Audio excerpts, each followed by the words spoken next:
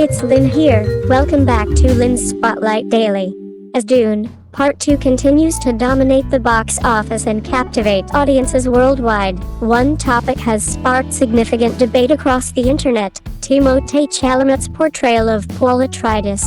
Lauded for years as a generational talent, Chalamet has earned praise for his fashion sense, emotional depth, and the quiet intensity he brings to his roles.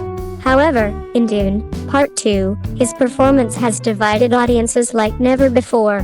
While many viewers were awed by the film's sweeping visuals and ensemble cast, a vocal segment of online critics have taken issue with Chalamet's portrayal.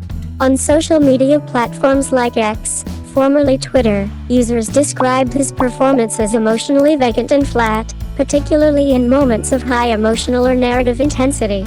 Some posts even went viral for their biting humor. Why does Timothée look like he's buffering in every scene? He's a beautiful statue, but a statue nonetheless.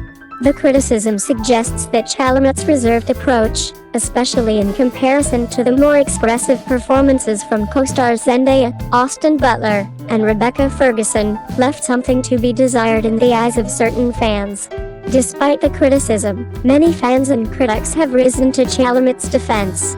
They argue that the apparent coldness and detachment were not only deliberate, but essential to portraying the psychological burden Paul Atreides carries. On Reddit and in fan forums, viewers praised Chalamet for embodying the duality of a young man caught between destiny and personal reluctance. Paul isn't a traditional hero, one user wrote. He's supposed to be distant, haunted, and uncomfortable with what he's becoming. Timothée nailed that duality. This interpretation aligns with director Denis Villeneuve's own vision for the character. In interviews, Villeneuve described Paul as a reluctant savior, someone who is fully aware of the myth being constructed around him, and deeply fearful of it. Professional film critics, on the whole, have leaned toward the positive. Dune Part 2 boasts an impressive 93% rating on Rotten Tomatoes, with many reviewers highlighting Chalamet's stillness as a feature, not a flaw. A Variety review noted, "Chalamet isn't showy. His performance is internal, simmering, like a storm that hasn't fully broken."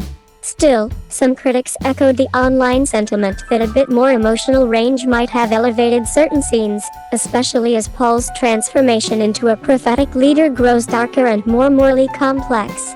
Addressing the discussion in a recent interview, Chalamet shed light on his approach to the character. He emphasized that Paul is someone who is slowly being consumed by power and losing parts of himself. "It's a character who doesn't have the luxury of reacting," he explained. "He's calculating everything, feeling everything, but can't always show it." His explanation supports the idea that the performance's restraint was purposeful, designed to reflect the growing psychological distance between Paul and those around him. As with many modern blockbusters, online discourse around Chalamet's performance shows no signs of slowing. Comparisons to Kristen Stewart's subdued style in Twilight or Hayden Christensen's infamous moments in Star Wars: Attack of the Clones have been made, often as critiques. Others, however, argue that the subtlety was a refreshing contrast to the exaggerated emotions often found in franchise films. "This isn't Marvel," one fan tweeted. "Paul isn't supposed to be quippy or loud. If you think Timmy is boring, maybe you missed the point."